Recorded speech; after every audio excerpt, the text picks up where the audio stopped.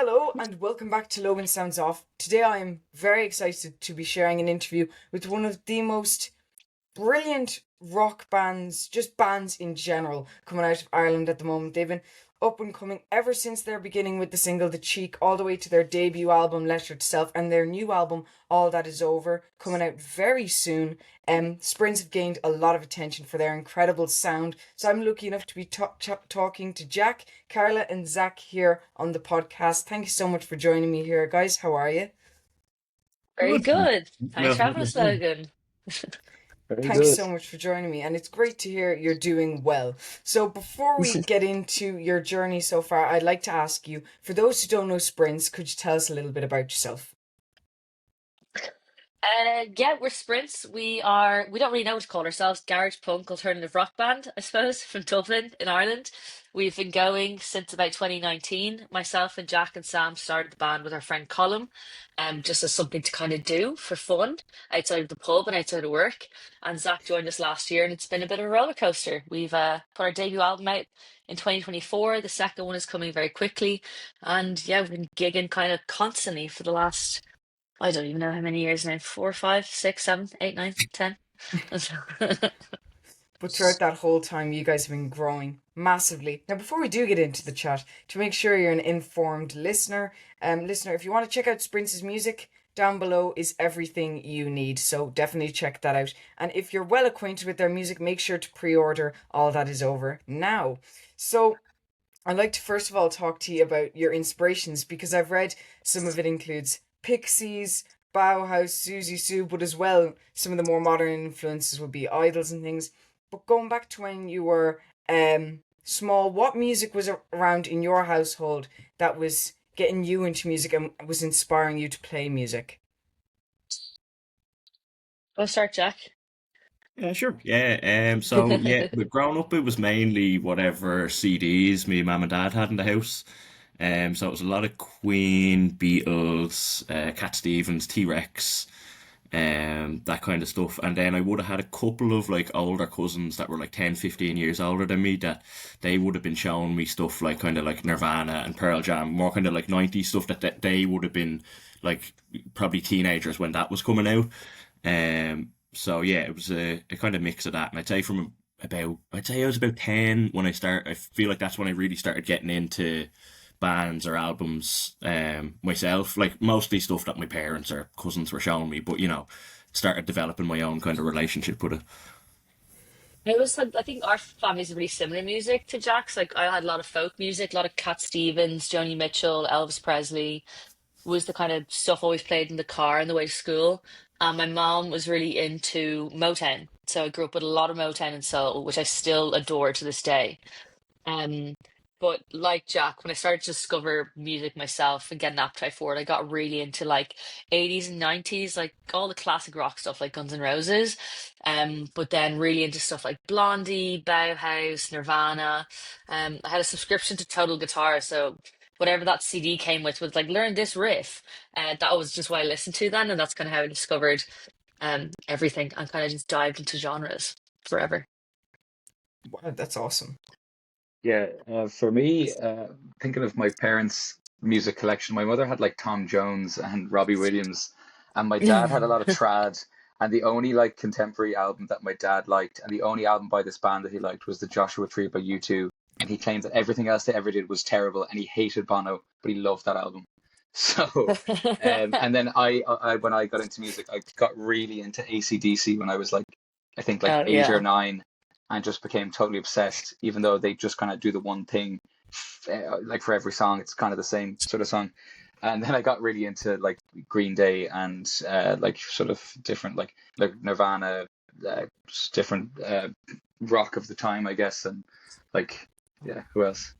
All that kind of 2000s Limp Yeah, Bizkit, like Sum 41. Like Sum 41. what was Yeah, like Does This Look Infected? Is that the yeah, album? I have that was a great Yeah, one. oh I Yeah. think I one thing we all really have in into that. common as well is that we were obsessed with watching Kerrang, like the old like music video channel. So like I feel like that from I don't know like 10 to 15 or something that was very much a staple. So it was definitely a lot of like pop punk and heavier kind of stuff on that, which was great. Yeah, that's really, really awesome. And Zach, you and me both got obsessed with AC/DC. My parents hate TNT now because the amount of times I played it over and over again. But Yeah. yeah, that's really really interesting now. And I'd love to. I know you, Carla, and Jack and Colin started playing music at around 10. When you first started playing, what kind of music were you playing?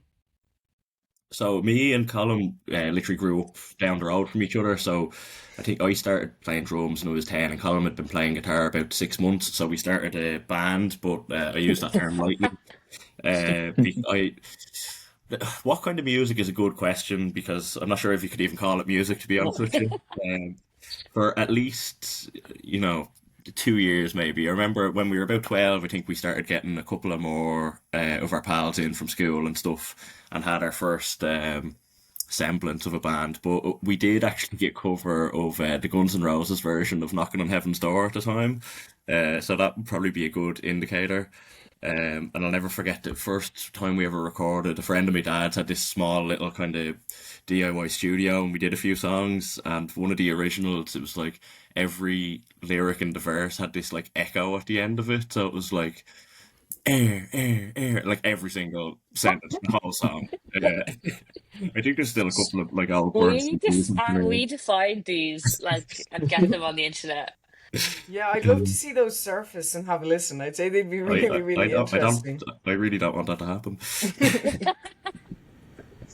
That's really, really awesome. And I understand Sprints, the band, it was going to happen, but what really boosted it was seeing Savages at Electric Picnic, which Electric Picnic just been for anybody in the future. It has just been at the time of recording. But what was it about seeing the band Savages that really kind of ignited the idea of wanting to start a band and start playing music? We'd already been playing music together, myself, Jack, and Colin, and I think like we were kind of just doing it to like we didn't have any ambitions. It was to pass the time. We wanted to do it. I think deep down all of us wanted to be musicians, but maybe didn't have the guts to tell ourselves that. So it was seeing Savages that it was kind of we really bonded over that kind of music originally when I met the guys as friends. That was the kind of gigs we went to as fans. It's what we like to do on a night out. And seeing that kind of really powerful, like enigmatic female frontwoman, and just that raw energy and kind of like pulling what they wanted from the crowd was quite inspiring. And we just kind of turned around and like, that was such a good gig. Like that's the music we love. Like, why aren't we making this kind of music? And I think it was just a culmination of lots of moments, but that was kind of a light bulb moment. And we kind of got into rehearsal one day and we're like, let's just write the music that we like. We know it's not going to be easy. It's not going to get us like, it's going to be really hard to break or make it, or it's going to be quite difficult as a woman in that quite heavy male dominated, heavier genres. But let's just go and have loads of fun and like see what happens. And honestly, we had one rehearsal with Sam McCann.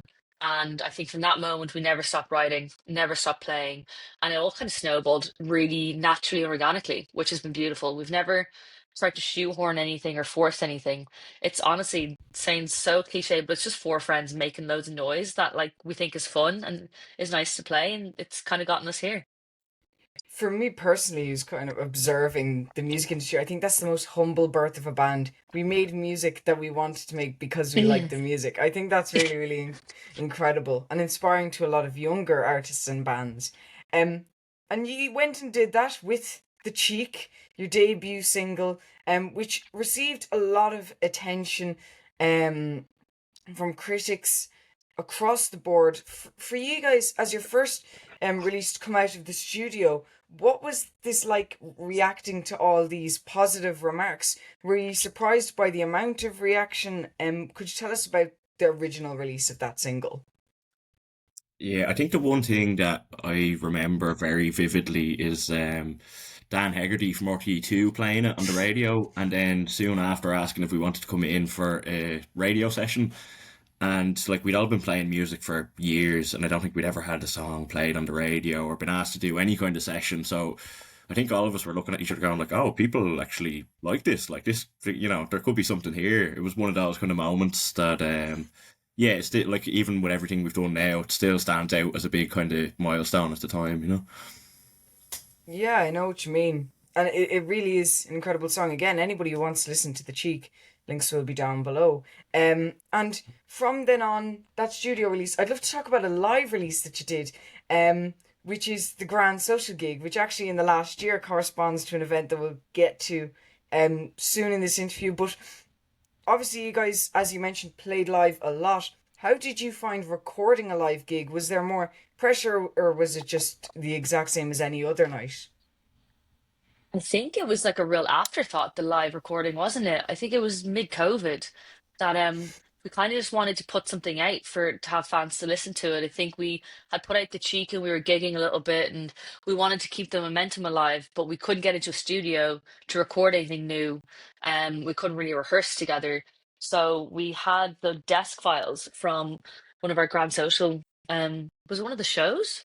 And put them out live then. Or Was it was one? it that? Was it one of those COVID shows I where think it it was was, like on the floor of the? yeah, yeah, So, that's, Yeah, yeah, I remember those.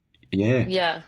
Th- So I think we just got it mixed and put it out, and it was never to like, you know, like release an EP or anything. It was more so just I think we needed music that people could listen to, so we could get booked for stuff when it opened back up again. Yeah, fair enough, and it really it's a great performance, and I think it really gives insight into your raw sound. So if anybody wants to buy that, the digital download link on Bandcamp will be down below, and it's really a great listen, especially if you're into that early sprint stuff. So moving on from now, a lot of singles, the back catalog compilation.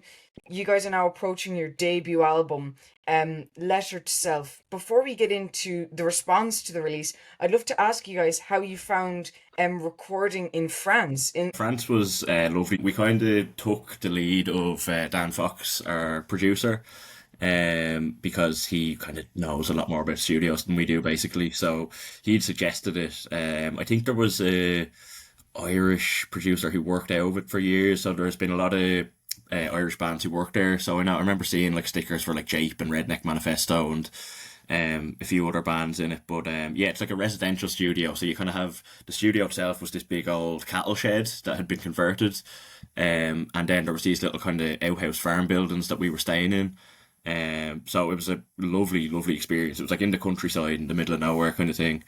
Um, so yeah, it was perfect for just kind of going in and recording the album and not really thinking about much else. That's really really cool.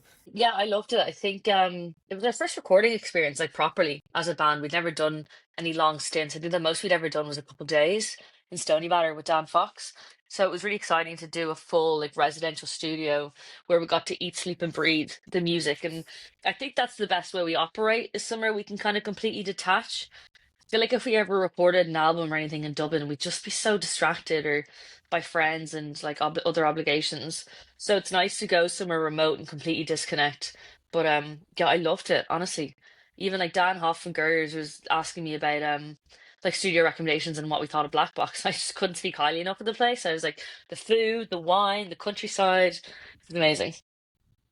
Well, that sounds like creatively like an absolute dream. Be far away Mm. from everybody and just get with the music. So that sounds incredible.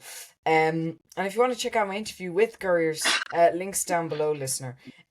So we're now at the point Letter to Self has been released and it's been nominated for the RT Choice Music Prize Album of the Year. Where were you guys when you first heard this, and how did you find your album being nominated for such an amazing award? We were literally getting a Ryanair flight back from, I think it might have been Gatwick or something. It was Uh, Gatwick, yeah. yeah, because I remember we were in like the holding room and it was Betta De Silva and Tracy Clifford were announcing the shortlist live and it goes alphabetically. And they were already on like, did they were on N at New Dad when they were already like calling like final call, like gate is closing, like get on the plane. And we were like all huddling around, like sharing AirPods and like trying to delay the boarding and be like, we just need to just give us 2 minutes. But we had to get on the plane, and I remember so vividly that it literally was starting to drive on the runway, about to take off. And Ben Silva was like, "And the next name on the list," and he's like, "Prince." And then we heard it, and then like the plane like takes off into the sky. We all turn around, all sitting beside strangers, and we're all so excited, just trying to find each other. And all the people sitting beside us are like, "What's wrong with all of them?"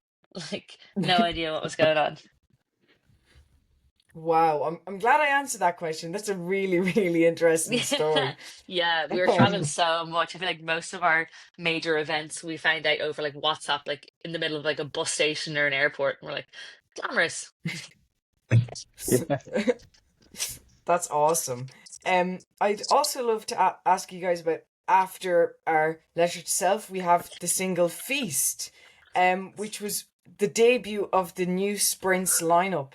So Zach, how did you find joining the band and kind of adjusting to this new lineup Um, for a studio yeah. release? I mean, Oh, for the studio one, yeah. By the time we came around to recording it, I think I only had like a day's notice, though. I think because initially I wasn't like a full member of the band. I was just kind of filling in for the summer.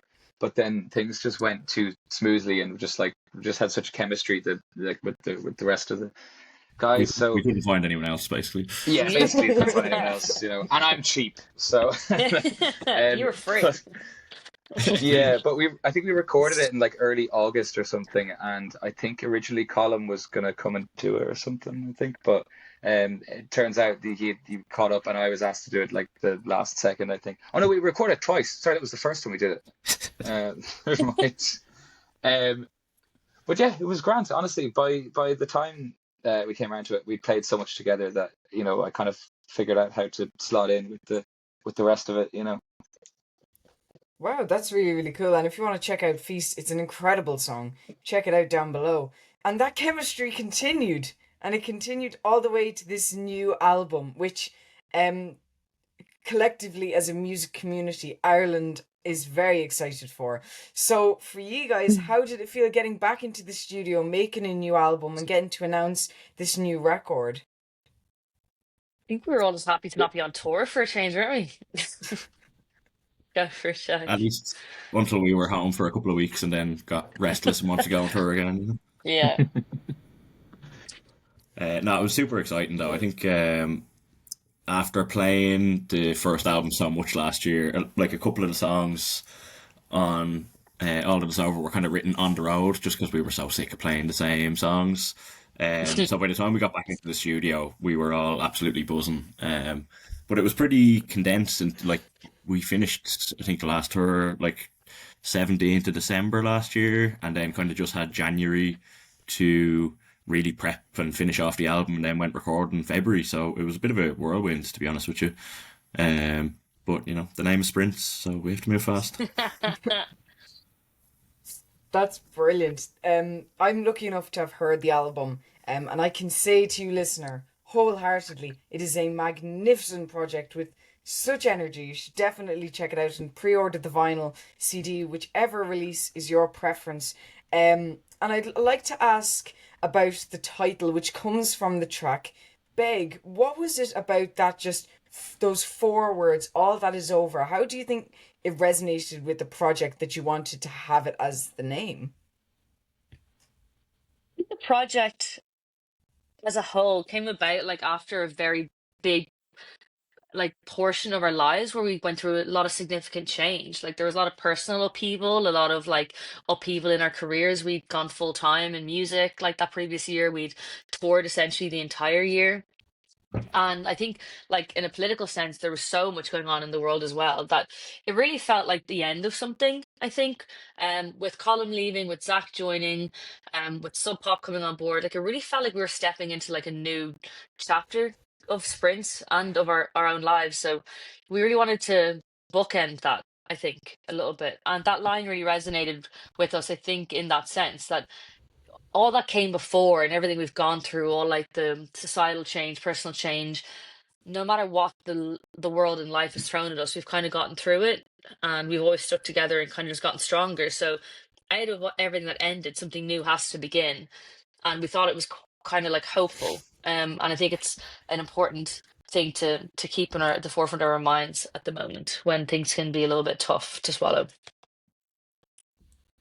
Yeah, it really is an amazing phrase, and I think just to think about it, especially when, obviously I haven't, but when it comes to the LP being released, I'm hopefully going to be able to get a copy. But having in your hands that all that is over, it's a really tangible expression. I really, really love it. And before we get into one of my more fun questions to finish off the episode, I'd like to ask for anybody who's pre-ordered the album, anybody who's looking out for this new album, or somebody who has no idea, hasn't listened to the singles but is curious about the music, what do you think you can say about this album as a project? I think it's very loud. It's very fun.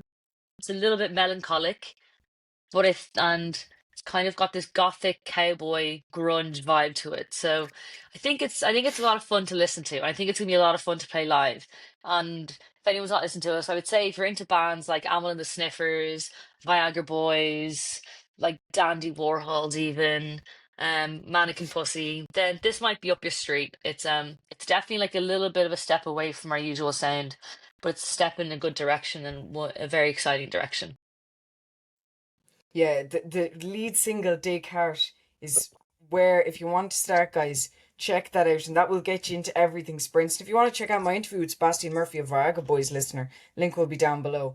So now my fun question, my mad question. I have to ask. Obviously, you guys have incredible music taste. Shout to Carla with the Wine Lips t-shirt. You guys are known for being amazing musicians, but also have known some great music. So I'd love to ask you guys, do you have any recommendations of music that you've been listening to recently that you'd like to recommend? Oof. I've actually been listening to I don't know if anyone listens to NTS radio, but I've gotten so into that Oh yeah. recently Oh because someone yeah, I think yeah. was it you, Jack, who recommended it to me?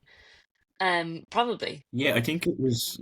Yeah, it was one of the LCD songs that came out like last year. Was it? Was premiered on it, and I remember listening to the whole show, and I was like, "This is amazing." Yeah, it's It was incredible. great. It's kind of like SoundCloud meets like live radio all together. You can listen to shows that are curated and have specific vibes.